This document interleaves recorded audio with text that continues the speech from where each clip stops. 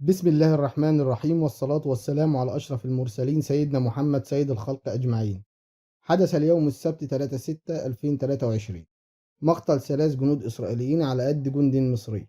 والرواية الإسرائيلية تقول أنه كان هناك مهربين عبروا الحدود المصرية الإسرائيلية، وتم القبض عليهم من جانب كتيبة إسرائيلية كانت هناك.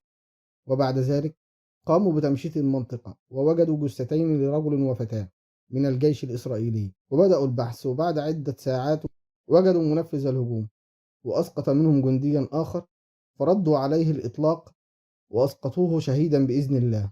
ولكن هذه رواية الجيش الإسرائيلي التي تحمل الكثير من اللغط وعدم وضوح الرؤية، فكيف لهم أن يعرفوا منفذ الهجوم ولم يقوموا بمضاهاة الطلقات؟ وما زاد الأمر سوءا وخسة أنهم قاموا بنشر صورة الجندي المصري وهو عاري الجسد. أما عن رواية المتحدث العسكري المصري، يقول بأن الجندي كان يطارد المهربين عند عبورهم الحدود، وفي هذا الوقت يقوم الجانبين المصري والإسرائيلي بالتحقيق في الحادث، ونحن ننتظر نتائج.